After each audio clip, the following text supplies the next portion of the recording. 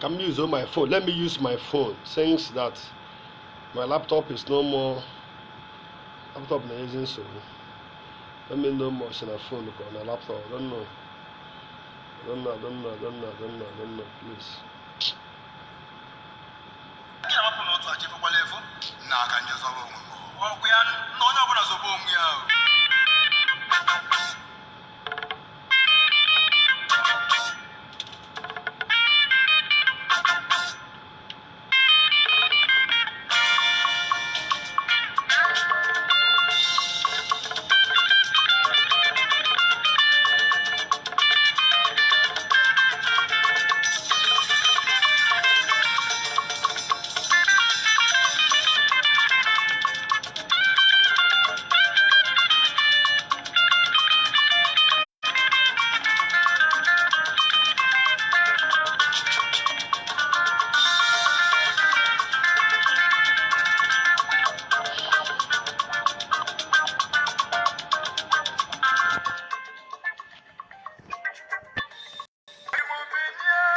Binias are born again.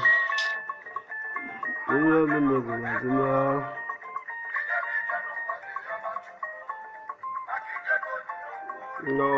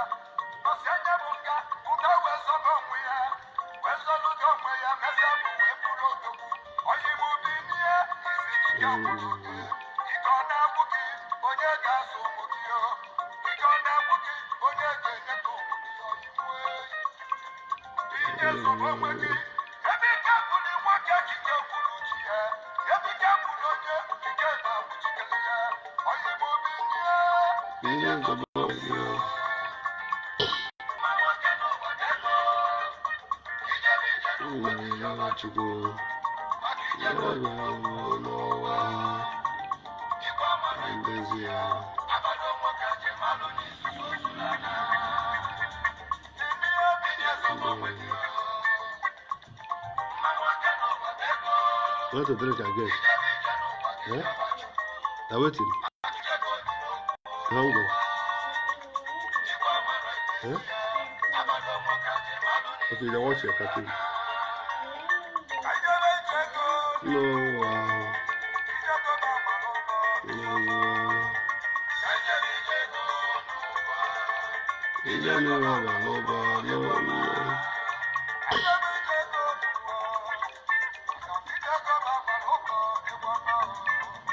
Nganya vije no noa.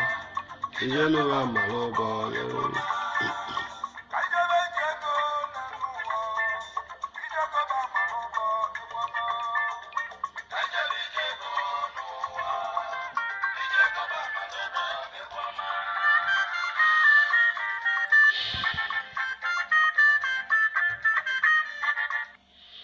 My beloved brothers, friends, and well wishers, please, I'm very sorry. Here about the third video and I met today. The condition, our network have been too poor, all the too poor today, you know, all this but too poor. I'm very sorry.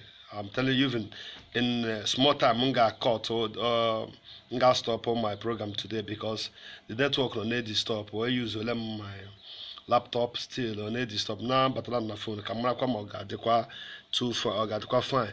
So. Today program they come Nambo they watching my first statement and the Kamshine meetings address. So we are discussing about Asare Dokubo, and then one of our brother Anna Chief Nwoke the Oliver Mecca came in Germany. Germany, you know, but before I better know Yanka, so actually make a Asare Dokubo manner that na.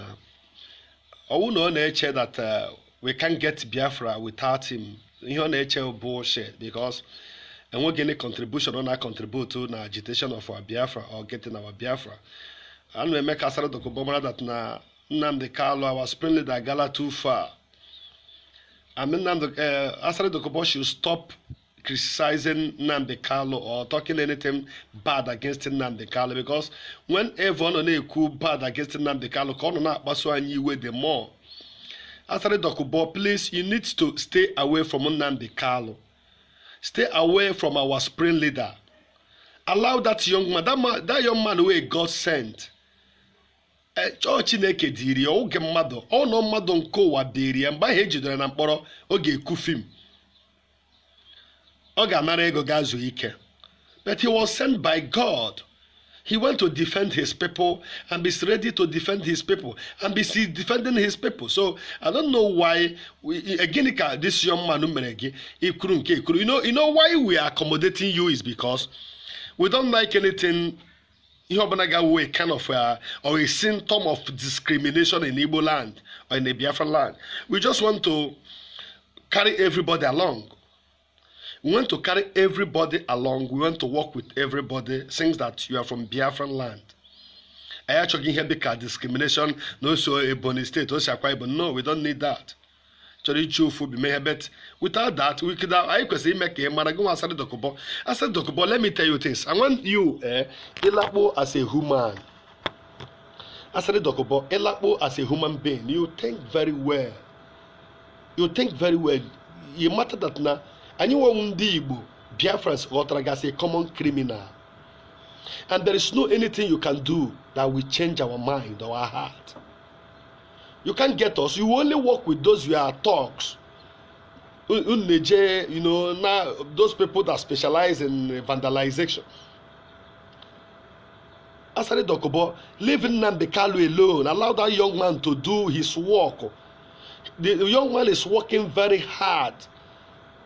The young man is working very hard. The promise on his people, he never failed. He promised all we Biafran that he will never fail, and he never failed. Hapo this young man aka Asare Dokubo, whether me butre na Bible, when ni buya na Quran, but ni buya na cross, na ihe way common criminal. We believe in you. Ayegi 1/4 of trust. We trusted in Nnamdi Kanu. That is all we hear when you forget. Keke onye beka gigi say onye beka gigi criminal ke. If you want to address, you go address those your people, those your boys, those people that are working with you. Go and address them. Don't address us being Biafra because we know who you are. We really know who you are. To tell us on you or be pretending because you just they pretend. You don't need to be stop pretending because we know you. You understand? Stop pretending because we know you.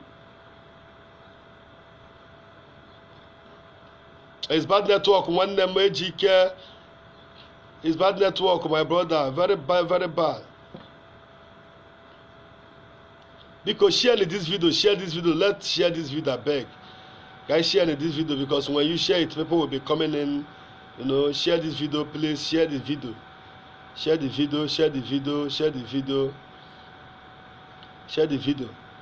So, my beloved brothers, oh, Amarachi Onyekachi, we are not going back. Forgiveness is a sin. We are moving ahead.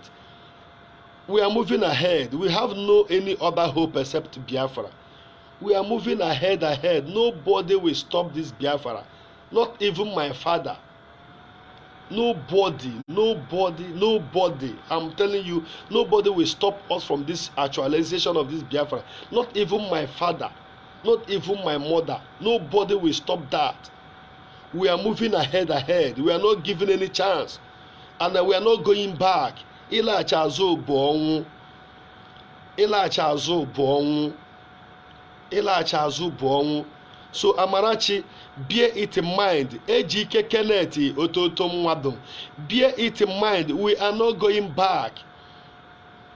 We are not going back, and we are not working under the instruction of Asari Dokubo. Asari Dokubo is a common criminal, like as I said. We know him very well. Me and you know Asari Dokubo. We have to go a lot of things about Asari Dokubo. We have had enough about him.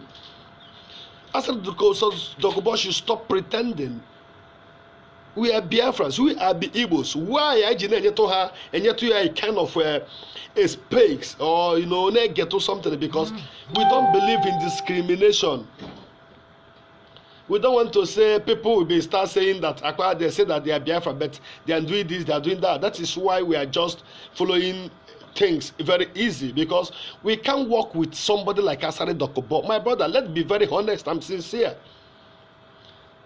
We know, me and you know that we can't give him a single trust. No one can trust. Even Jonathan Goodluck, his brother, can't trust him. His village community is an informant.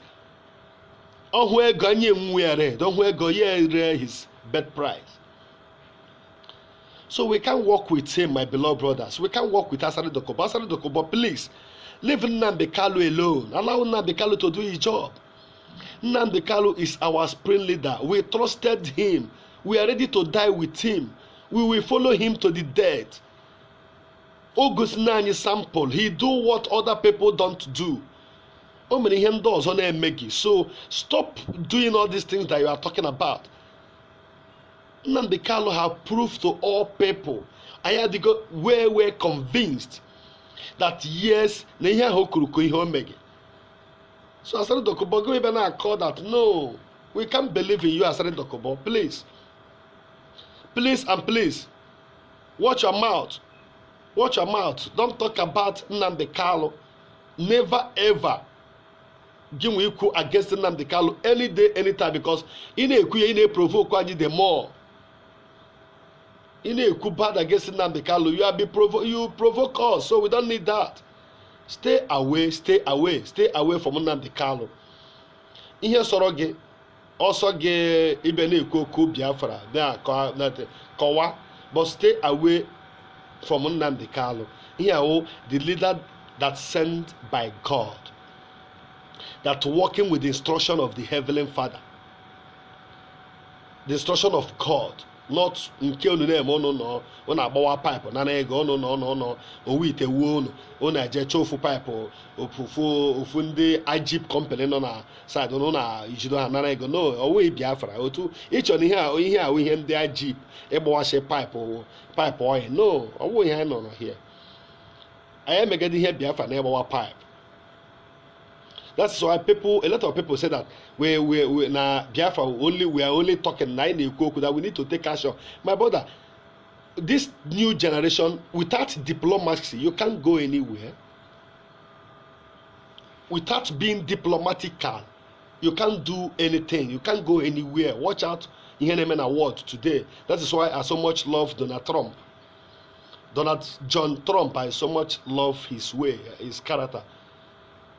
Everything is not about war. No. The president of North Korea, Okulubedan, all the diplomats, put on a make is a noise. Ndị Iran chọrọ ịma ihe a, ya ejitụ ha a small sample. O ji brain na-aga. Donald Trump bụ the first United States president to step his foot to North Korea. O nwere diplomatic way bulleted the ozu ndị US Army nwụrụ ebe 40 years during the Korean War. O ji diplomacy bulata ya. Everything is not all about war. That is why Nnamdi Kanu ji na-agwa everybody, everything is not war, fight. No. Ka dị too diplomatical. Ka dị too diplomatical so that your enemy will not know where you are coming from. You have to be too diplomatical, my beloved brothers. You understand? So all the two important. Whatever that you are doing, which again there. Coming to Asare Dokubo Enugoni, because share the video on Asare Dokubo where this video. Come yes, na you the Biafra got as a common criminal, and there is no any way we can trust him. We can't trust him. Asare Dokubo, we can't trust you.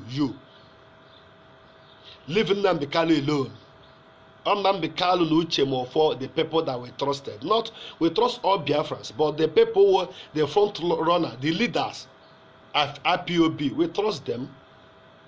So stop, Katagaga, put a picture of your grandmother, your 4 or 5 generation in this no. Biafra would they gaga pipe on the jeep more bawa no. Asare Dokubo, you a criminal. You are just a common criminal. And there is no any way we can trust you. We can't trust you for one day, for 30 minutes. We will never. Because it will, if it happened that Nnamdi Kanu, you could have give up in the cell. Because unu ndị ego, enye gị ego nara ego gị eripụ, enye gị ego nara ego gị agawa na. Ọnọgụ Nnamdi Kanu ka eji for that 2 years, ị ga-anara ego, were one oyi well, oyi block ga zuo ike si Biafra ọghara agbagwukwe ha. But Nnamdi Kanu stand. The promise on his people, he stand in that word. Na kaja niile mere n'ihe niile akụrụ ya n'ibu ọnụ niile eburu ya n'ime kọtụ niile ọ gara. Na intimidation niile mere ya, he stand in his word. Ka ịma na Nnamdi Kanu is a God sent. So anyị agaghị ekwu maka ife gị nwa wụ a talk. Jana compare Nnamdi Kanu. No, you are too small to compare you and Nnamdi Kanu. Otu Nigeria no na ka e gbeze to Nigeria gotara gị nwa ugodi Asare Dokubo as a common criminal. You specialize in, you understand? So we must continue. We can't be, I ga na-aga n'ihu anyị aga alazi azụ n'ihu ka we are heading, we are marching ahead. So if you think that enweghị ihe ị ga-emenwu, Asare Dokubo enweghị ihe ị ga-emenwu na n'ime obi gị na mmagodo as a human na-eche na ihe nwere ike imenwu na Biafra land now na this year Biafra bata anyị na-ahazi Biafra anyị na gị na ndị militant ga-abịakwa ime ụmụ ihe maka ndị ahụ ndị ahụ onye ghọtara ị ga-eme nwe ihe ọzọ. Asare Dokubo m na-agwa gị live and direct. Asare Dokubo, I am telling you live and direct from Dakar, Senegal. Share this video, my people.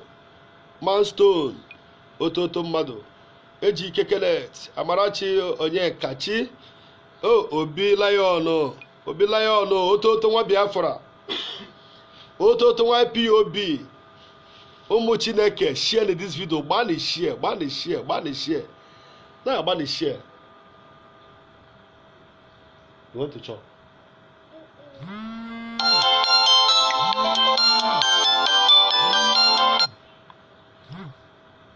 Bani share, Ototo ụmụ Biafra, bani share. Share this video. We are marching ahead. We are going forward, not going back. Ịlaghachi azụ bụ ọnwụ, ịga n'iru bụ ndụ. Anyị agaghị alaghachizi azụ. Biafra wụ our priority. We need to get Biafra and get freedom from that fucking country. I ain't working here in that country, man.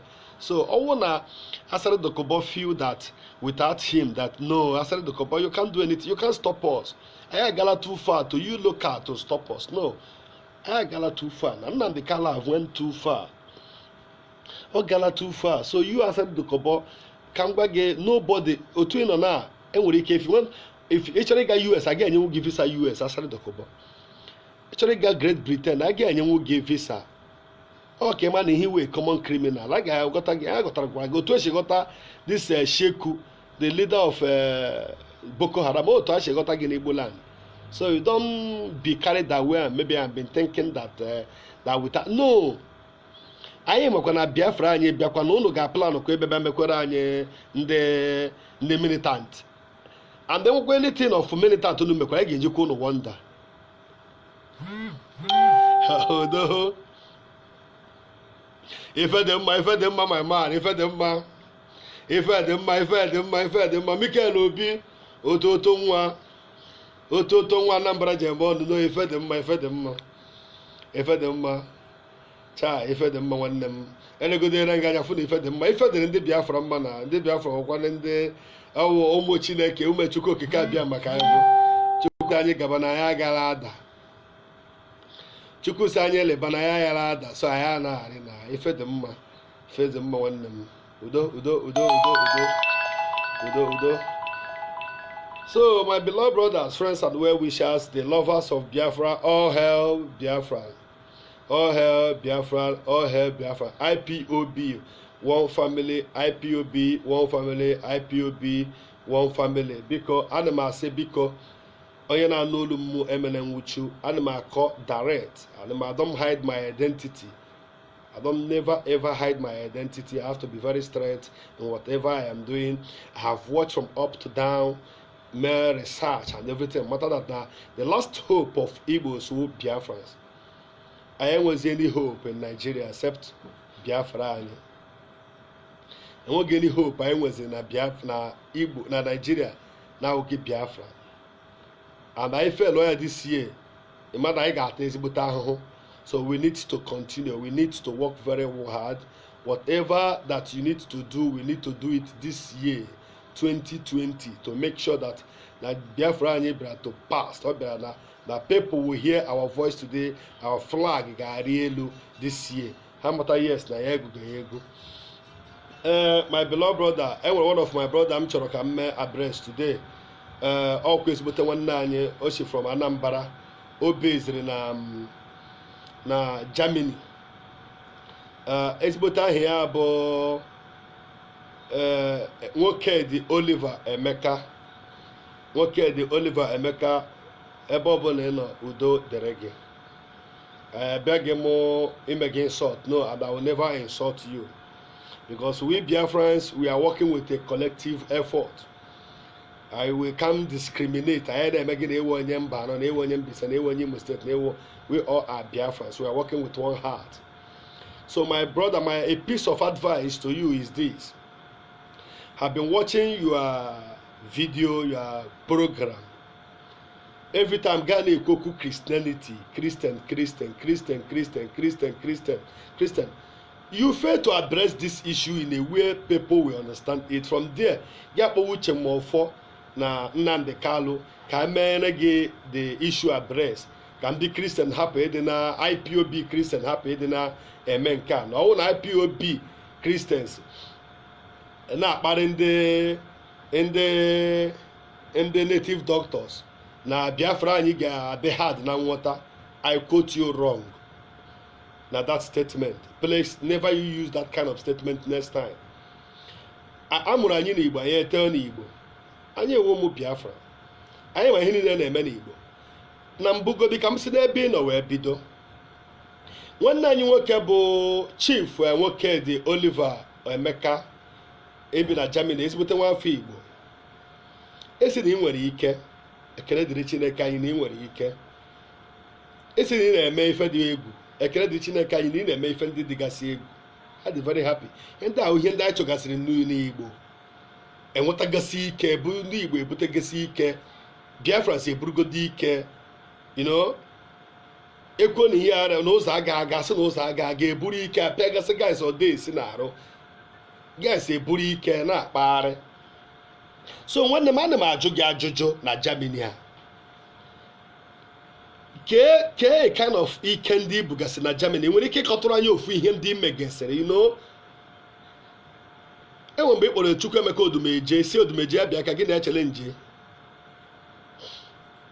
isi Chukwuemeka Odumeje ya bịa ka gị na anyị need ka gị na challenge ka unu mee challenge ebute onye nwụrụ anwụ ka gị nwa bute onye nwụrụ anwụ this that but na agbanyeghịkwa na Chukwuemeka Odumeje ụkwa na Igbo ọkwa Biafra ụkwa onye church we choose not to put much mouth so say him cruden you people have to control control onwe unu because Chukwuemeka Odumeje bụ ike esikwa gị na onwe gị bụ ike were na ike ahụ Chukwu nyere unu jee rụọ ọrụ ụmụ mmadụ ọrụ na ụmụ ogbenye ọrụ gị ji na-eme competition na-achọ onye ga-egbu no so ma na-ajụ gị nwanne m biko whenever that we are talking about the Christians in Biafran land, let me tell you things. Biafra will come to pass this 2020 by the special grace of God. But I promise you one thing. Biafrans were a learned people. We are too learned. The intellectuals. Again, we're a freedom of religion. Like in United States, like in Israel today, there's freedom of religion. Niwu a Pentecostal does not mean no onye Anglican aga. No. Niwu a traditional. You represent yourself very well. Prove yourself because 80% of ndị dibịa n'ala Igbo were criminals. Now wait. How were 419ers? 80% of the tradition people that you are talking about mere arụ. Ndị jigasị mmadụ wee gọrọ alụsị. Our 4-5 fathers, they commit a lot of things, a lot of atrocities. Traditional work, if I the opportunity, with you one-on-one, I will lecture you a lot of things because all you about advantage and forget about the disadvantage of what you people are saying. You are talking about the advantage that people are destroying the shrine in Igbo land. People are destroying the Ofo in Igbo land. Ofo eba. Can him de jiro Ofo amede? Can simple Ofo nda metara? We know that Otuno na, a place all that you can go. I respect Ofo because I come on your menala. But in a Koku, all time you talk about Ofo. Can simple Ofo? Oh. One ebere mi here baram share Honorable Pascal Chimezie Olozruwa omemma one na omemma one no mu ejike omemma na Dakar Senegal currently na Istanbul too much money boy Prince Pascal Chimezie ototo mmadụ onye nwere ego na make the noise onye nwere ego no dey make noise nwanne m na ha make noise e karịrị okwu ịkọtara otu ị na ị nwere kidnapping value abiko akịkpala so gị biko ị na-agachi ndị omupụ atọ na anọ wazi hapụ iwere nwa ị nwere kidnapping value my brother omemma one Pascal onye jigije mmadụ Honorable the Vice President Olu Zonal Assembly na Dakar Senegal ị nọ na Senegal bete ka na-represent ọrụ ọma niile rụrụ ihe ọma niile ime ụwa enwebe ihe ịhụwara Chineke ga-agọzi gị. God will bless you. Take away when there is no way for you. He will bless you in abundance. Mark this word Pascal Chimezie n'oge na-abịghị anya gị na Ebube Chukwu ụzọ n'ọzọ obodo a ga na-ajụzi ọ bụ because ọrụ ihe ahụ Ebube Chukwu ụzọ n'ọzọ obodo mere ọrụ ahụ ndị ahụ na-arụgasị n'ọzọ obodo wụ ihe ị na-eme. So mind you, in few years to come gị na Ebube Chukwu ụzọ n'ọzọ obodo ga na-apịa n'aka.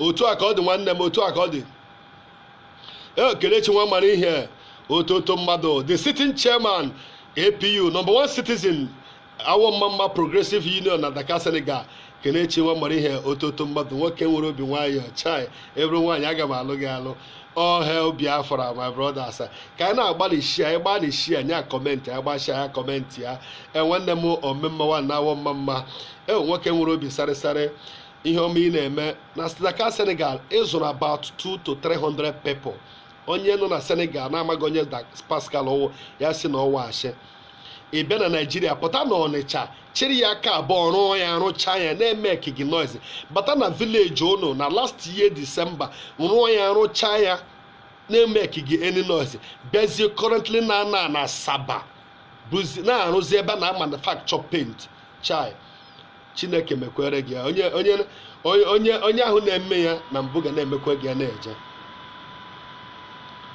onye ọbụla onye ahụ na-eme ya na mbụ ga-emekwa ya na-eje nwanne m onye ahụ na-eme ya na mbụ ga-emekwa ya na-eje my brother ime ihe ọma amaka I don't believe ụmụ proudness over onye a na-akpọ afọ ya wụ omemma one Istanbul oge noise maker onye ọbụla maka onye ọgwụ ọ naghị eti mkpu beta akụ ya lili nne ọ naghị eti mkpu beta akụ ya karịrị akarị akụ lili nne akụ karịrị akarị o nwere kidnapping value akụ karịrị akarị nwanne m omemma you are highly welcome.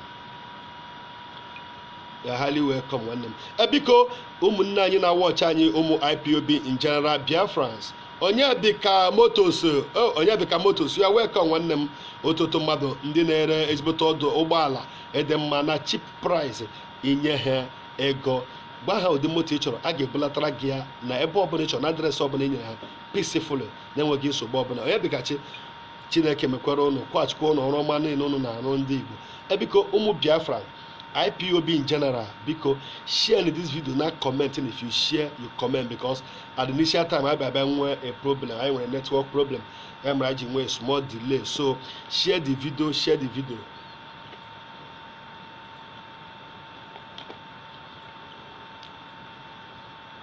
ya kwe ma onye ọwụ ezigbote mmadụ Pascal Mikel Obi sị m kene gị Mikel Obi nwaafọ Anambra Obi Lion ezigbote mmadụ o nwere obi sarịsarị na-agbakwa dị mkpa ya niile cha ojido mmadụ ya akụgbo mmadụ bet ọhụkụ ụmụnne ya si cha na ihe ụmụnne m ụmụ Biafra ịma anyị nwere ụmụ Biafra nwere obi nwaanyị anyị na-eti mkpu anyị na-eme kinọz ife ọbụla na-eme dị anyị n'obi ịghọtara Pascal nwanne gị nwoke na Biafra land si m kene gị bụ Obi Mikel Obi nwere Mikel nwekwana ya na-ama Mikel Obi ike kọwa ezigbote mmadụ na-agala onwe ya na-enweghị nsogbu Mikel Chineke ga-agọzi gị nwanne m Chukwu ga-agọzi gị my brother.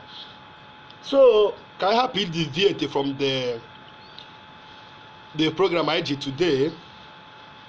Our beloved brother wo nwanne anyị nwoke nọ Germany na-ekwu about Ọfọ Christianity na ndị Christians etipechala the land of Biafra kpọọ megide kpọọ Nnamdi Kanu afa megide kpọọ Uche Ọfọ afa say that they have to address this issue.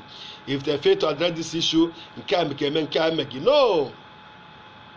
My beloved brothers, can you go on Eziokwu as the Biafran? Like I said before, Biafran is a place. Since I began this Biafran, from the umbrella of Mazi Nnamdi Kanu, we choose not to discriminate. We choose not to discriminate when to, can you follow everything accordingly, when to carry everybody along. Actually, can carry everybody along. But again, na Igbo land, that Biafran land, muna gisi. Nwanne nwoke dị Oliver Emeka ị ga-ama na ndị dibia na ndị omenala emebiela a lot of things. Kelly Don, ka ị mere nwanne m, thank you so much, happy weekend. Ị ga-ama na the Biafrans na ndị omenala emebiela the land of Biafran. About 80% of Biafra na-ekwu na omenala ga-adị ụka ga-adị nke onye na-eme dịrị ya ka nke na-eme wee dịrị m nke onye na-eme ya dịrị ya ka nke na-eme wee dịrị m ụka ya adị omenala ya adị but nke ọbụla ị na-eme sị gị kụwa aka gị ọtọ nke ọbụla ị na-eme kụwa aka gị ọtọ nke ọbụla ị na-eme kụwa aka gị ọtọ ndị our forefathers were ọfọ na tradition wee tipie ụmụnne kedasa ụmụ ya na ụmụ ha na-agbụ commit a lot of atrocities. In na-ekwu na na-emebisi ọfọ na na-emebisi ọfọ na na-emebisi ọfọ. My beloved brother, to be very honest, 80% of the native doctors in Igbo land, they are fake. If you believe, if you know what, you quote me wrong. 80% out of 100%. Out of 100%, the 80% of the traditional rulers, the native doctors in Igbo land, in Biafra land, are fake. Ha na-edupe gasị ụmụ mmadụ, ha egbule a lot of souls. Ha na-agba ọsọ afịa, na-agba ijwere ndụ mmadụ na-agba ọsọ afịa. Hello. So my brother, traditional nwoke. So because don't ever next time whenever that you want to address some issue, you address them in a way that, you know, in a matured way. Or would it may address in a way or that now maybe you are criticizing about, you are against Biafra or the IPOB. No, we don't like that. Go on again on Germany, and when you on Germany in on name here tradition. The Germans are they are practicing tradition there. Gwatọ onye ofu onye gwọrọ, gwatọ onye ofu onye ngwọrọ imere ya aga ije, gwatọ onye ofu onye isi imere ya ahụ ụzọ, gwatọ onye nwe ike inwetara, you know, anyị needkwara ike. We need the power. Ewu na ebu ike ga-emetụ ka mara people are calling you say gị ọwụ na ibu ike prove wee wepụtara live video gaa na-etigharị na-akpọ Fada Mbaka, na-akpọ Nnamdi Kanu, na-akpọ Uche Mofo, na-akpọ ndị IPOB, na-akpọ ndị Christians, na a na-etipịara gị omenala dị chọọchị dị. Ma bọdụ omenala dị chọọchị dị. M na-eme ka ị mara that na by this year na anyị ga-enwe Biafra, and that Biafra na anyị ga na-practice, a ga-enwe free religion. You are free. Ọwụ na ị chọrọ ịwụ a Jewish, you are free to become a Jewish. It's not very crime. Ị chọrọ iwu onye omenala, go and do that. Ị chọrọ iwu onye Foursquare Gospel Church, go on. A ga-enwe freedom of religion. So abịazịna na-eti mkpu na eji emebiere gị ọfọ, emebidiri gị ọfọ, emejire gị ọfọ, emebidiri gị ọfọ, gaa na-etigharị gị mkpu na-cause a lot of havoc na Facebook. A lot of people have been questioning you, na-ajụ gị some question, ị na-achali di ya. A na-ajụ gị question, ị na-aba otu nọ na, ana m people expect ka a na-ajụ m questions. Because ihe m nọ here, I'm here to learn. I am not perfect. I'm not like ọ na-ewute m na people a na-enye them some questions gather them hard, even nwere ike consult to people. Sa na na-ekwu ihe onye ajụrụ m. Onwe ya na-ajụ m question. I need nke na-ajụ m question. You understand? I do the question from you people. So my brother wụ traditional nwoke dị, biko please, anyị ji aha IPOB na-ayọ gị, eji m ha Biafra na-ayọ gị. Wepụ IPOB na your program, or maybe in times of that ọfọ na ọfọ asị gị na ọfọ adịghị. No, nke onye na-eme ya dere ya ka nke anyị na-eme wee dịla anyị. Nke ị na-eme as a traditional man ya dere gị ka ndị church Christians dekwara ha. Mgbe aha ị na-ekwu na a na-ere ohu, a na-ere ohu, a na-ere ohu, erere many people as ohu, ka ndị rere ya the church. On the traditional people, the Ezes, how one day who rested the slaves.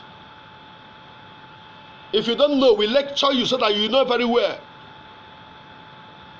A lot of atrocities in the Ezen and the chief and the traditional women mbebuo cannot na problem today. Anya na azọ onwe anyị na-ekpe ekpere na-ayọ Chineke na-ayọ Chukwu okike abịa maka anapụta anyị. Due to ihe ndị gboo metara. But anyị asịkwana na ọdịnala ga-adị, omenala ga-adị, maka omenala na-atọgbu onwe ya ma ịkụnwa aka gị ọtọ. When you are honest in everything that you do, remember that those things that you do are very sweet. So traditional chief nwoke dị Oliver Emeka, ewe onye Anambra nọ Germany, nwanne nwoke, omenala ga-adị, Christians ga-adị, biko ịmara nke ị na-eme, ime nke ị na-eme, allow other people to do their own, especially in this our agitation now. I need unu otu esi na ibu ike na Germany. Come up with what you can able to afford. Ogodi ike nke eji anata Biafra weta ya. Odumeje ha wetakwanụ nke ha. Chimmarin Temple ha wetagasị nke ha. Anyị amaje ya together, we get what we need. Ka ha bụ na-eme competition ma na-atagbusi onwe anyị ma no. The Biafrans all over the world in diaspora need to come together and unite and stop fighting each other. Fighting each other can never give us Biafra. We need to come together. Because I want a question about that young man, Yajokwa. Can I go back to the main important issue, Asare Dokubo? Asare Dokubo now parading himself as the leader of IPOB, the this, the that. Now wait. Go chop. Now wait. Yeah? Say cartoon now. Madam Bia.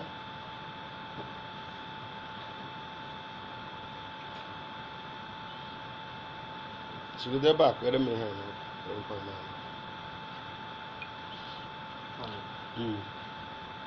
So, Asare Dokubo na parade onwe as the leader of Biafra or whatever that he call himself. Asare Dokubo, actually, people share this video. I want people to share this video so that I like whenever I am saying something, the person may refer to, now hold the video and take a correction or he respond.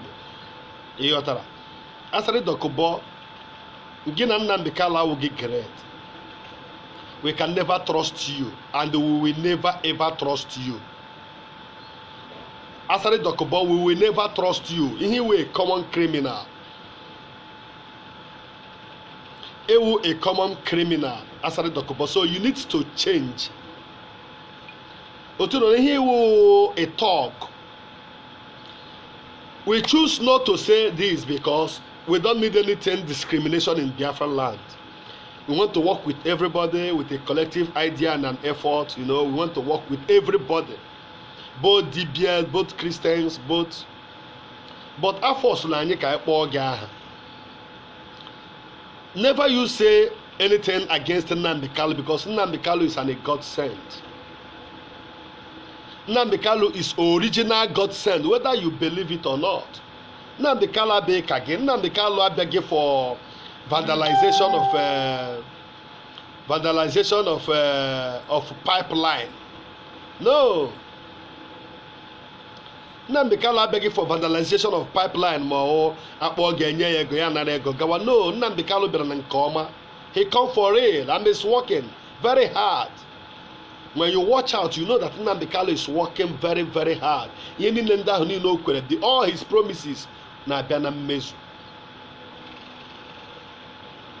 All his promises na abịa na mmezu. So my brother Asare Dokubo, when he got we know you very well. Enwego onye Igbo a Biafra nigga pụta less amụrụ ọhụrụ gasị that he don't know your profile. Ihe iwe onye oche ka ewu. You are a criminal. Asare Dokubo, you are a criminal. Stop calling Nnamdi Kanu names. Nnamdi Kanu is higher than you. Nnamdi Kanu is always great. Is like a god to the Biafran. Because he do what others did not do. Nnamdi Kanu is a hero. Actually, Nnamdi Kanu who today can remember, but he go outside the but nobody know you. If people want to listen to Asare Dokubo, that criminal nke side don't know I join no. That's how people will address you. But if Nnamdi Kanu, but Nnamdi Kanu is a hero. It's a hero. Hero. So my beloved brother Asare Dokubo, you need to recharge your memory, meditate your memory once again, and know how to talk to the elderly people, especially the Biafra. There is nothing, no any character. the best.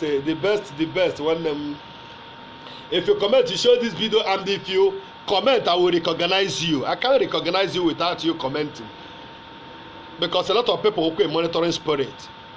I have a lot of people here now watch him now monitor. A lot of 80% of us. We know that some people are monitoring spirit. If you comment, you share my video. If you comment, I recognize you. You share. share the video, you don't comment. It seems like you're a monitoring spirit. It seems that you are not working with the Biafrans, because we are discussing about Biafran. I personally commented about 300, 1,000 here. Since that we all are Biafran and we believe in that Biafran. So, but since then we became here, it means that the monitoring spirit can go here. So, my brother started Dokubo, I told me not bugging names. I know I'm the Biafra, I told you not bugging names. You are a common criminal. Last time ago, I got a picture. I got a picture. Your grandfather, your great-mother, about the picture. I started to talk about, yes. Iwo Igbo, Iwo Biafran. Iwo Igbo, Iwo Biafran. I started to talk about. But can we get your profile? Ethiopia Godiala. Your profile Ethiopia. And we're going to trust you in Igbo land. We can't trust you. We can't. You are sorry. There is no any way we can trust you. We can't trust you. Oh, one them children so Joe. Dubunsin na mene. What ADU Germano. Dubunsin. Dubele Cameron. In our corner. Udo happy weekend, my brother. So, Asari Dokubo, stop, speaking bad against Nnamdi Kanu. Nnamdi Kanu is like a God sent. Nnamdi Kanu is a God sent to Biafrans. Nnamdi Kanu is a God sent. If you don't know it today. Anyị enweghị ike ịhapụ Nnamdi Kanu sonwe. We can't respect you, Asari Dokubo. Do you think that people respect you? No. No, we can't respect you, Jojo, because you have a head. We don't see anything in you. I'm telling you to be honest. We don't see anything in you. So stop criticizing Nnamdi Kanu. Nnamdi Kanu is not your type. Nnamdi Kanu, Nnamdi Kanu is never your type. Onweke kwuru okwu na-emezu ihe o kwuru. Nne ya na nna ya nwụọ because of Biafrans. Nne ya na nna ya nwụrụ because of Munage. Still he stand in his word. Elie mmụọ na mpa ya ọnọghị die. So my beloved brothers, Biafra is real. But ihe nna ya ọwụ, can I stop or anything is discrimination? A registered member of IPOB, not a registered member of IPOB, we should stop that. We should stop that. We should stop that. Encourage your brother. Go a reason why you go get a registered member. Don't come and make Onyama Jehovah. Now say because no we get a registered member of IPOB. Now because say or big qualify nanka. You are talking bullshit. We never preach that way. We never do that kind of thing. Or would this IPOB members with the Biafrans? And remember, all members are not going to join you.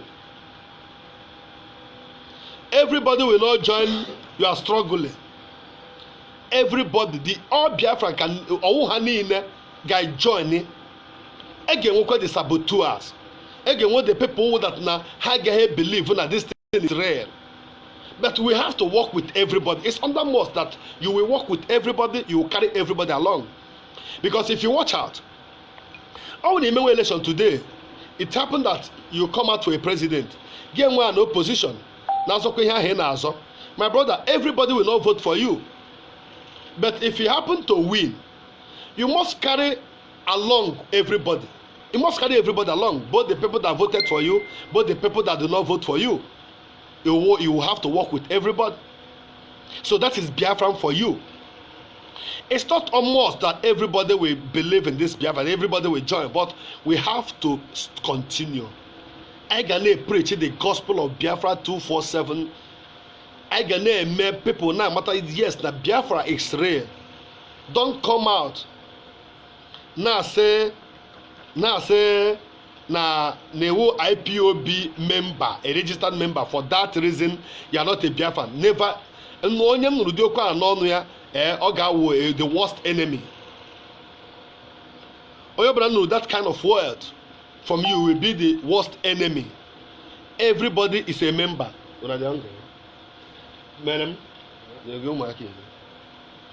Everybody is a member. Oh, praise Chimezie Divine. Oh, ototo nwa awo mama jemono. Ototo nwa ka US mere nwanne m. Ọ na United States na-akpọwa nkata na ọrụ ya na onye ọcha na-enwewa joy. Ezigbote mmadụ Prince Chimezie Divine. Ọwụ America ka eji mara anyị. Ọrụ ọma niile rụrụ Chineke abịa na-akwụghachi gị ya. I like people with a very good heart. I appreciate people with a very good heart. Ọgwụ alara be nna gị mechicha ihe niile gọrọ gospel band gọnye ndị chọọchị sị ha jiwu ya kenewe Chineke jawara Chineke mma ma ebe ọbụla ha nọ ebe ọbụla Chineke nọ ha kpotuwu ya ha kwuwa ego mgbe ị lọtazi obodo a Chineke were ihe ọma niile chaa gị mma ma n'ihu ma n'azụ ma brother mmadụ mma do good you will receive good. Whenever that you do good you will receive good. When you do good, you receive good, my brother. Thank you so much. Go on. That is why I try to preach. Biafrans. All hail Biafrans. The IPOB worldwide, Igbos in general, have the heart of giving.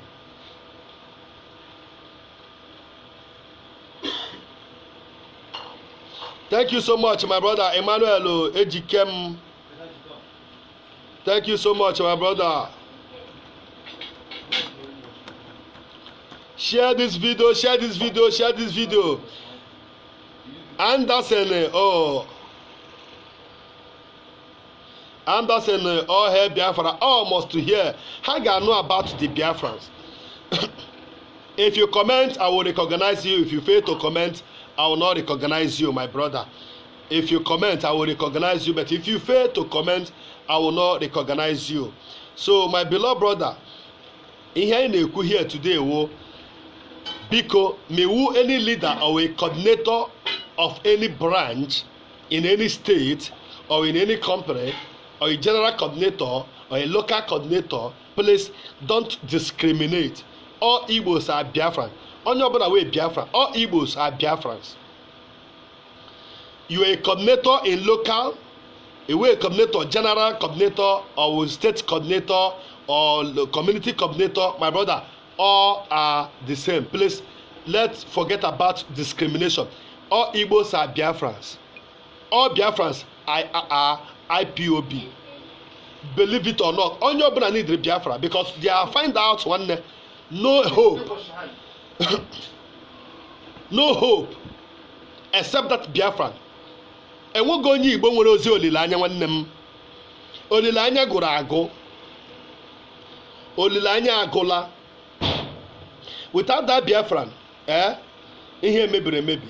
If you nyekwa anyị from now to 5 years in on this zoo, mmadụ nwere ike dị na-anwụ every day due to enwezi olileanya. You know, sometimes when we're talking about hope, people don't really understand what we mean by inwe olileanya. Olileanya is kind of maybe otu a nature who the condition that you are passing through today. Nature may imagine ka ihe echi nwedere ike iwu. Ibe check how things are going now. Check how things will be going by next year or next 2 years. Yes, there is hope or there is no hope. When you watch out how things are going on in that zoo called Nigeria today, you will find out that there is no any other hope for me and you. We Igbos. And they hope that yes, other states, other tribe, that Nigeria, they realize that their mistakes. Watch out what is happening in Yoruba now. Yoruba really want to go. They are working very hard to go. Yorubas are working very hard to go. They want to go. The Yorubas people want to go. They are working very hard to go. What is happening in Hausa? We need it. When the Emmanuel Ejikem 2020, it must surely come to pass, whether the devil like it or not. It must surely come to pass this 2020. We will celebrate Biafra. We will celebrate Biafra this 2020. It must surely come to pass, my beloved brothers. God have revealed everything to the people. that Biafra must surely come and pass in this 2020, whether the devil believe it or not. You understand? That is why we don't need to stop. We need to be working very hard, to preach the gospel of Biafra. That's very important. So, like as I'm saying, watch out what is happening in Hausa today. They are killing themselves. Onye get them joy that mmadụ Chukwu kere eke na-egbu mmadụ ibe ha. But ihe mmehie ha mere. Could you remember what happened? If you don't know, go to the history, go to Google. Here I was in Manase, Kachachi Stawa Akukwo, and answer 1934. No, if you go to Google, Google will tell you everything.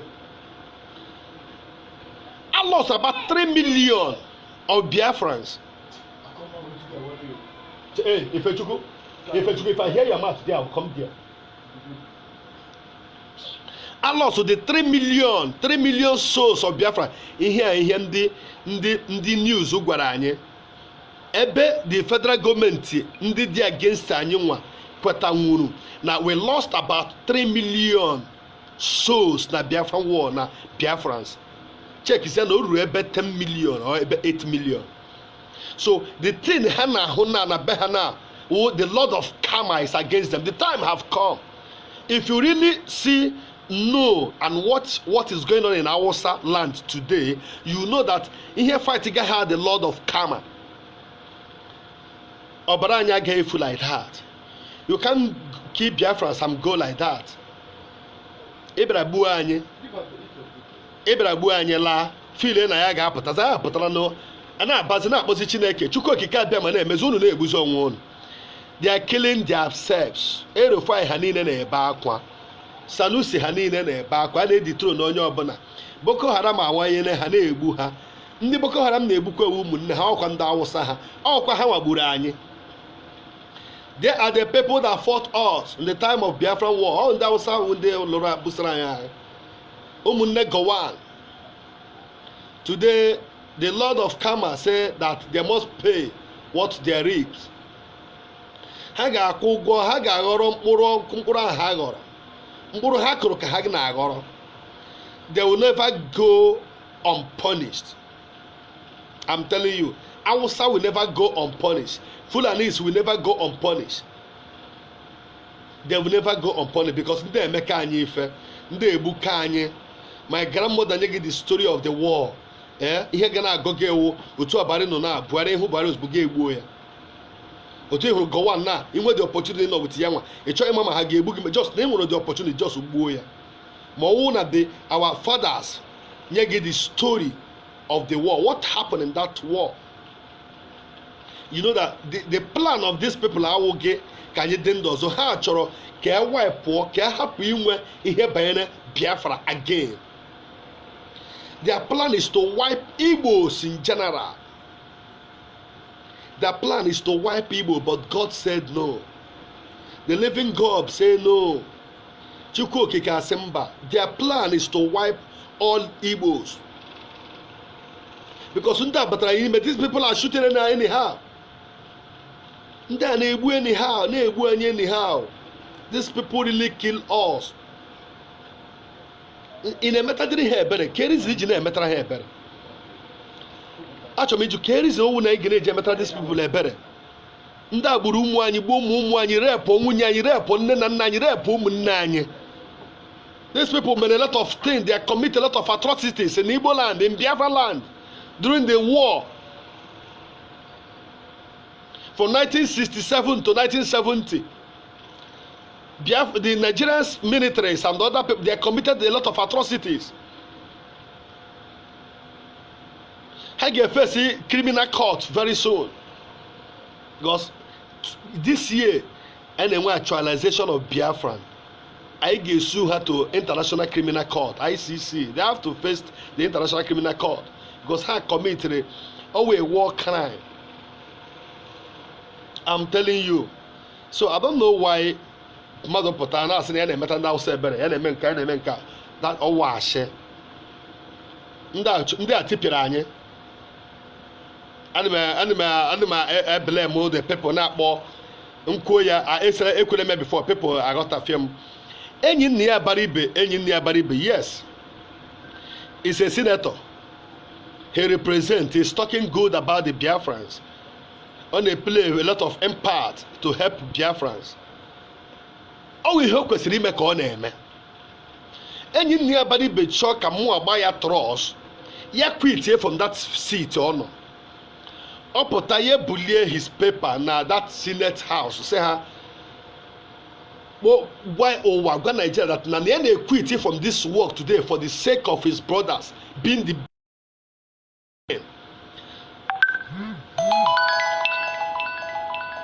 Naniane quit. Emi never be a mayor. Actually, any never be mayor. And all the mayor again with some people. Again, when some people he can follow his footsteps. My brother, watch what is happening in southern Cameroon, Abazonia. All the leaders now representing the whole southern Cameroon, like Cameroon, quit. My people, my brother only share bar. For that reason, I have to quit. Southern Cameroon in few months now, I get one on. Because of what? Are you telling me that no two Nnamdi Kanu pụtara mụ na gị apụta anyị na-achọ ihe banyere Biafra in achievement that if Rochas Okorocha can come out tomorrow and quit from a senate na ya chọrọ ya need Biafra that he want to follow the footsteps of his brothers ndị sendiri ya here Hope Uzodimma quit as a governor Ikpeazu quit Enyinia ha Abaribe ha quit other people quit Nigeria will die. Nigeria Ethiopia. So that is why I said in my last program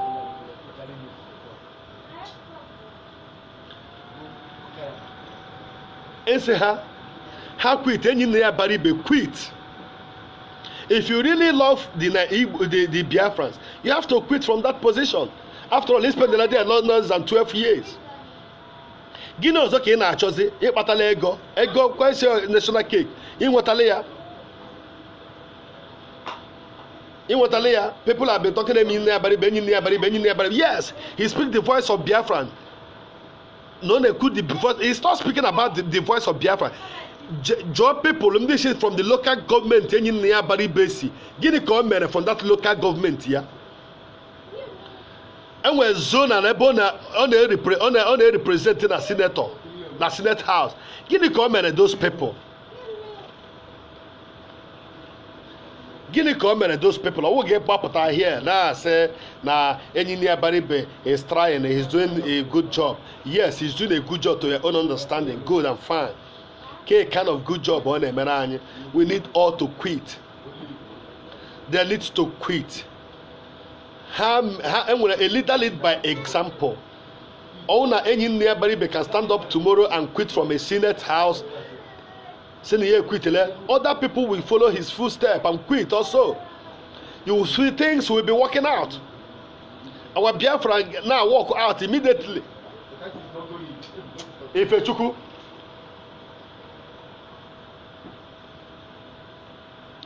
So my beloved brothers, today we have tried so much. I thank you so much. People only follow them. Now say I got continue by Tuesday, 2:30, 3 o'clock Tuesday. I got continue so because today I'm very sorry. Here I was the third program I make. First one network had the 2 bar. Second one network the 2 bar. Third one network the 2 bar. Here fourth one. So I'm very sorry. I'm gonna happen 02. I'm very very sorry, my beloved brothers, my friends and well wishers. I am very sorry. Nejikomoto aka enwere issue my address then I bidoro. One of our brother Anakpo Emmanuel from Iho Udumeze. From Iho Udumeze, we get mental problem. Na Senegal. So I abalekwala ne hu na e kpolara ya. So areas we kwele ne ego eje hu na kpola. But at the time, my bag people say that na ị ga-achọta family ya first. At least ọ na-ala and one big guy pick here from mere wetu voice enwe ndị ga-abịa pick ya from airport ị ga-abịa gbara mmadụ tiketi ihe enweghị onye ga-epick ya from airport and onye nweghị mental problem. So ya achọwa the number of his family. O gbukwara ya oge o tekwara ebe months and 2 months nweta the family ebe o si nweta their number kpọzie the sister bemezie ka mara that na papa ha nwere ebe few weeks ago that na ha just finish the burial. Ha bịa kọwazile the family background. O wutere ha rie nne na nwanne ha nwoke na-agabiga a lot of difficulty, even ha force mụ mee live video with their brother, of which I did. Ma ga check ya n'ime ahịa ebe ọ na-ehi mee live video with the guy, kpọọ ha through WhatsApp video call, ha hụ their brother. O wutere ha wee nwekwana onye ọ ga-awụrụ hapụ iwute ya, you know, but ha kọkwara m that na ọnọdụ ha dịkwa mma, mekwa ka mara that na ha lichapụrụ mpa ha elicha, and that will get back to me, and mgbe ọbụla ha dị ready they will call me gwa m na ha bịara ready. They are getting to 2 months now or getting to 3 months. I have never get from them. Ha nobody onwekwa onye chọrọ the address of I mean number of nwanne ha nwaanyị ya kpọkwa m ga-enye ya the address their number. Onye na-ekwu okwu ya nwanne anyị nwoke na-enweghị mental problem nọ n'Eko John a na-akpọ Emmanuel, nke na-eyi efe ọ na-eyuzu efe ise, nwere BS ebe a well uyi saga earring n'akasị. So mara asị ụmụnne anyị nwoke ụmụnne anyị ndị nwaanyị ndị contribute unu ndị nyegoro money ma like nwanne nwoke Ben from mba anọ wetara 10,000. The chairman of chairman ndị be ha ewo Solomanda gbalekwara weta 20,000. Enwekwara other of our brothers nke ndị ejighị the list here. Ọ na m ji the list here na list ya nọ n'elu. M ga-akpọsị some aha ndị wetagoro nyegoro help n'isi nwanne anyị nwoke ahụ. But for now anyị agaghị eme ihe banyere free will donation about our brother for now until ụmụnne ya dị free. Mgbe ọ bụla ha be ready, now anyị ebido the program make sure na anyị kpọrọ. But since they are not ready, my brother amụ aga abịa nnakọ ndị mmadụ ego kpọrọ that guy gadesara Lagos without the consent of his family or the family abịa pick ya kpọrọ ya gawa hospital. So I will never do that. So aga ma continue say that is program until ụmụnne ya kpọm sị mụ na ha adịgo ready to pick him mgbe ọbụla ya kpọtara na Lagos. Now we continue, but ọ bụrụ na ha ekwu ya we will not continue because emana ego before ndị mmadụ akọwa long story mụ need the mmadụ iji akọ any long story. So man ask ụmụnne m ndị niile ndị megoro donation about that guy na ego no dịkwa intact. Na asịkwa na onye ọbụla chọkwara the phone number of his family sister ya m ga-enyekwa ya dere m ihe. I will send the number to you people. No chọkwa communicate with his family, the number ha dị available. Mmenyekwa na ya gị na ha ekwu ha nọkwa na WhatsApp na ha ekwu. The information na-enwetakwa awụ the elder brother nwere mental problem. Had the 2 boys and 2 girls. The 2 boys now nwere mental problem. Yọtara ụmụ nwaanyị ndị ọzọ abụọ nọ na ndị buru ahụhụ niile na-ata. Even the day ha na watch their brother here, anya mmiri wu ihe na-awụ ha n'anya.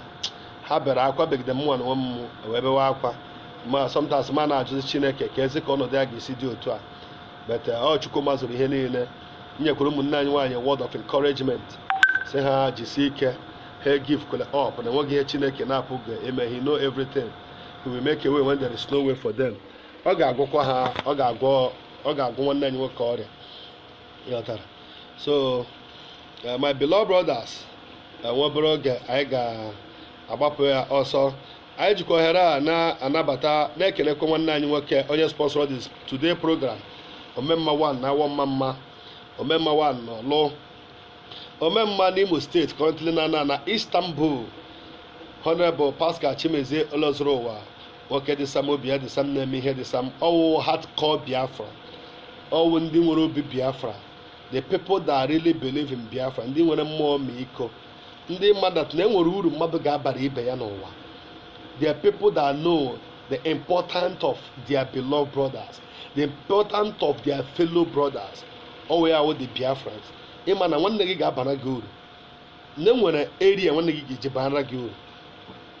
Marakwa that onye ọbụla na-arị elu, onye ọbụla nọ n'elu ihe feeling na enwe gị na ọdịda adịghị. Pascal nwere ezigbote obi, Chineke wee sị na ya ga-agọzi ya. Ọ ya the current vice president of Olu Zonal Assembly, but current na ọ nọ na Istanbul, Turkey. In case enwe ihe ịchọ na Turkey, enwe ihe ọbụla ịchọ na Turkey, chọwa Pascal Chimezie.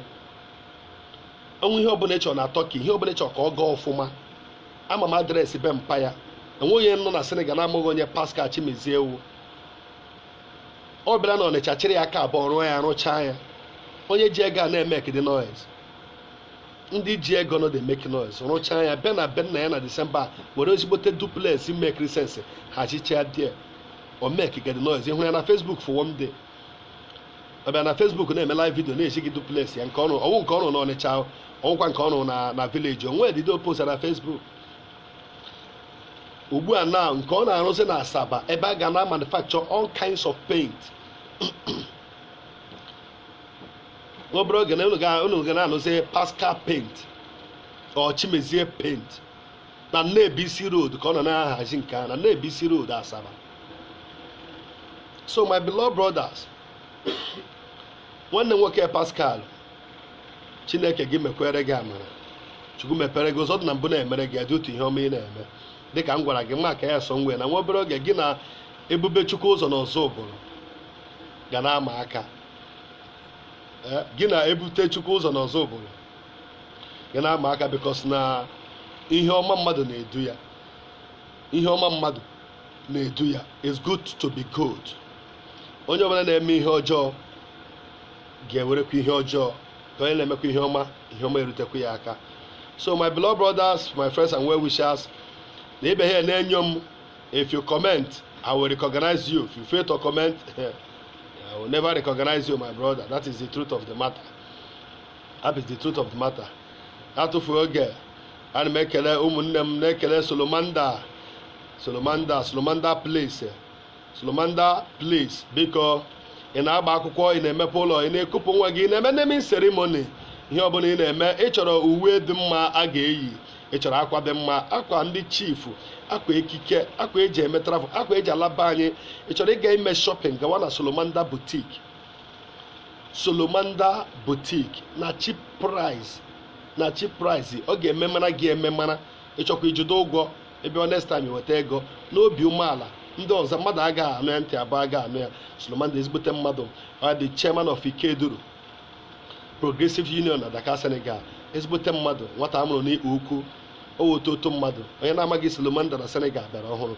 Solomanda birikwuo ọwịawo the ototo onye ma na ọdọnkọ, ndị ọdọnkọ ji eme ọnụ. Ebe na Confidence enwe the number one club ebe ụzọ nwa na Senegal, ndị ọganigwe. Club ahụ ya na-akpọ ndị ọganigwe, ọ the Confidence Club na Senegal, ndị ọganigwe. Solomanda ọwụ number one. Nwanne nwoke Kingsley Sunday, happy weekend nwanne m. If you comment, I will recognize you like I said. Kingsley Sunday kekere mere Kingsley Sunday ibezi m. Okay, nwanne m otokwele Kingsley ga ije ama na ịbatabere ka ịbatala ka ọ ịbatabe ị gara nọ na-ekpori ụwa na Nigeria. Solomanda birikwo na-emekwa ka my beloved brothers, friends and well wishers, mara na echi Saturday wu training. Echi Saturday training na BCF na Padua. Biko by 10 o'clock onye ọbụla gbalị ya nọ na beach nọ na Padua, biko onweghị ihe ọ na-adị ezigbote mkpa. Ihe anyị na-aṅụ ịṅụtụkwa na ịṅụtụ ị gaghị agbachakwa n'ọsọsọ nwe, ogode na ịgbara 30 minutes, ogode na ịgbara 2 minutes, ogode 5 minutes.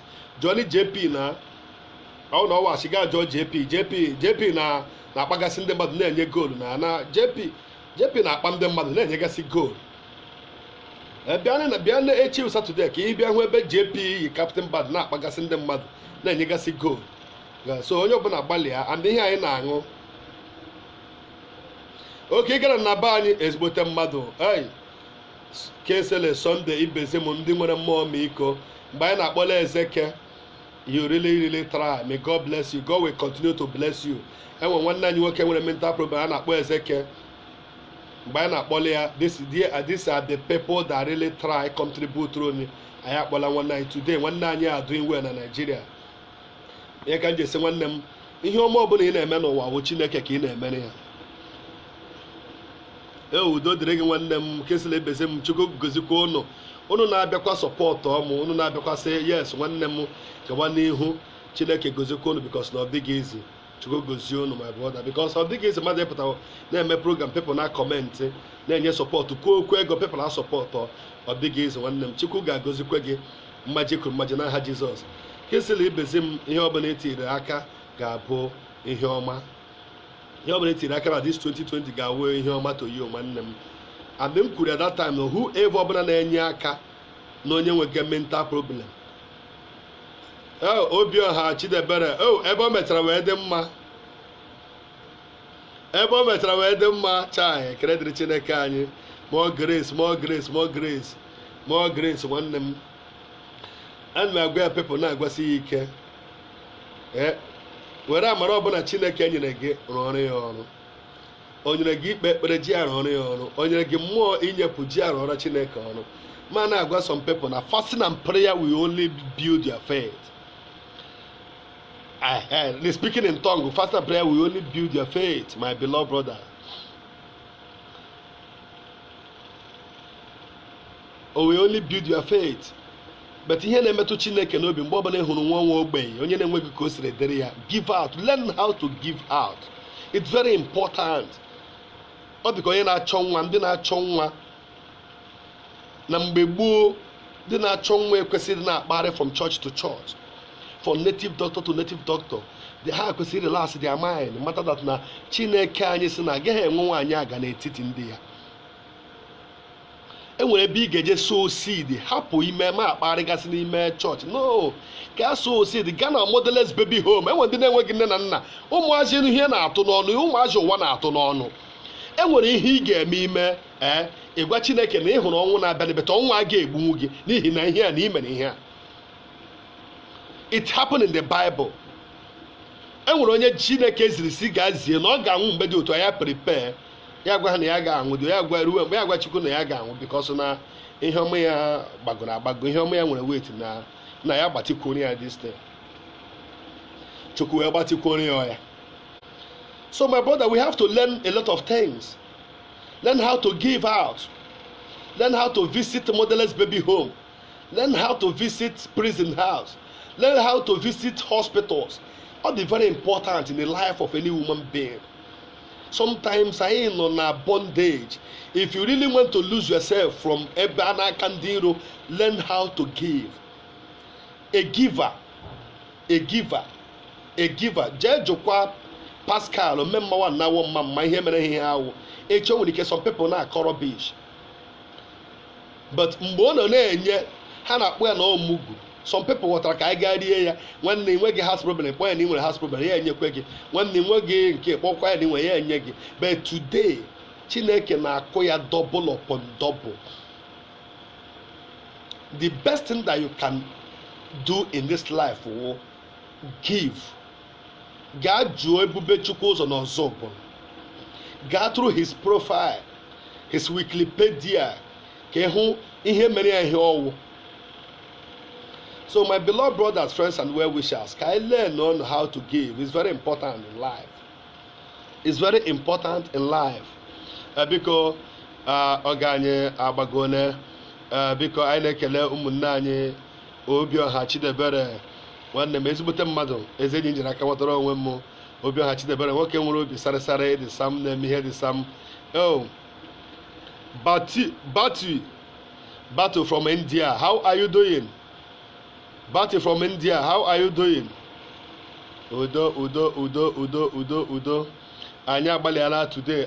Biko enwere ụmụnne ndị na-abatagasị online, but na-atụfu oge ka anyị jikwa nwe obere ayaka ọzọ obodo wee na-akpọtụtụ ha yọtara. If you comment, I will recognize you. Hey, Oto Onyema, Martin Ogbonna. Martin Ogbonna Ogbo Enterprises onye nna ibe m onye nna eleke mene family kwere eleke ahụ dị ụmụaka lọlọkwan ahụ sikwere ike onye nna emisikwele nke o toole ka ndị Naijiria mere so ị lawara Naijiria na ịchọghị gwa m na ị lara Naijiria na ọgwa na Naijiria gwakwa m na ị nọ na Naijiria eyi sikwere ike o ka lọlọ mere ka lọlọ mere ka lọlọ mere na dị ọkpara anyị ka o mere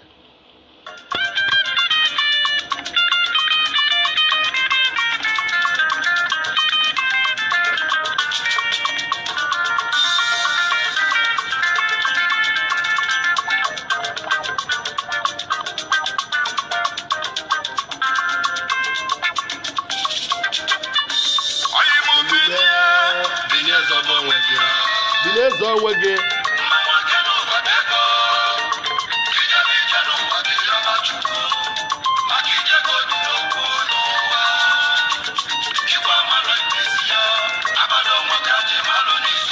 akpado nwoke aja zozoro na binezo onwe gị mere mmezere mmiri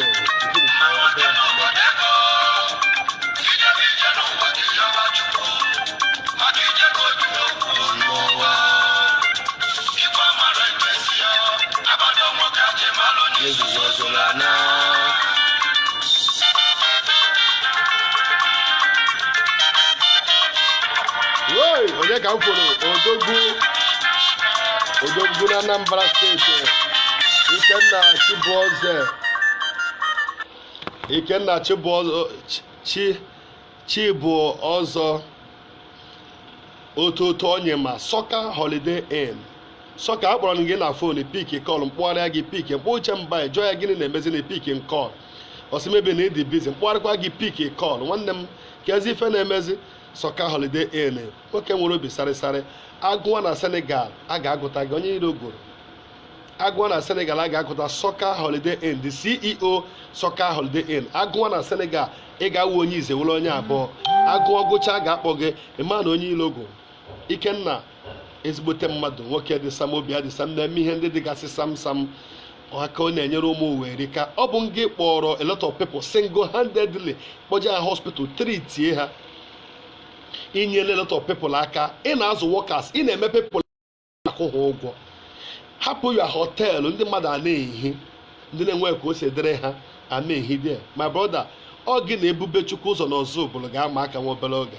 ihe n'ọma niile ahụ i mere echekwa na ọ bụ ife na-ala iyi ọbụla ife na-ala iyi Chineke na-abịaghachi ịkwaghachi gogo ama na-asịkwa gị ma nke emerenụ my brother sometimes ọnwụ na ihe ike eme gị nwoke nke ọma agaghị abịa watch out from those people the heroes ihe mere gị ga-awụrụ hero things must happen before you become a hero so ma na-asị gị nwanne obi sie gị ike nwe gị ihe na-emenụ mkpọburu gị kpọọ gị na phone more than 4-5 times ka mụ na gị kwuo ka m sịkwana gị kee ka ọ dị ka esi na-eje kọs na mụ na gị adịka iwe ezi enyi ka nwanne ọ bụrụ na epiki ana m ewedukwa na iwe na epiki kama nghọta mebie over business mgbarị izu nwoke a adị nsogbu abịa jisie ike nwanne m jisie ike nwoge nobody will bring you down nwoge onye iro nwoge ihe onye iro ga-eme gị nwoge ihe ndị mmadụ ga-eme gị nwanne m Soccer Holiday Inn iwe ezigbote mmadụ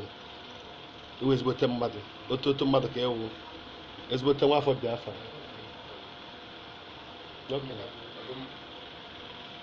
ezigbote nwafọ Biafra odo dị nwanne m ka anyị jikwa egwu anyị jikwa ya ka ọzọ obodo na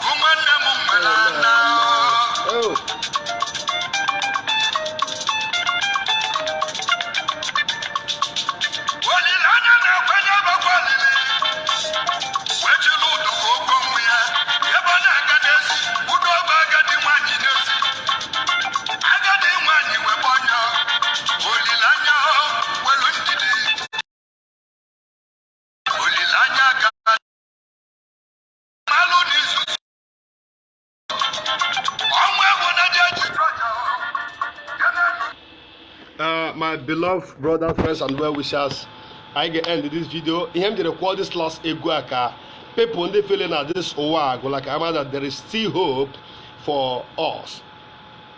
There is still hope. I wanna sing since that there is life, there is still hope. Don't give up in any condition, any challenge that you are passing through, thing that you are passing through. Never you give up. There is still hope. That is why I'm that now.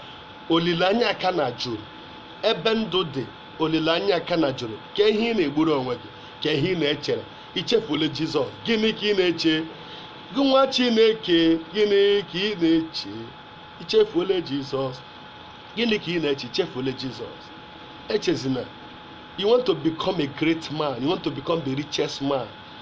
You want to become a kind of person that when you come out in your community, people will know that Ndori Okata come in. You can face a lot of challenge. So when you are facing that kind of challenge, don't give up.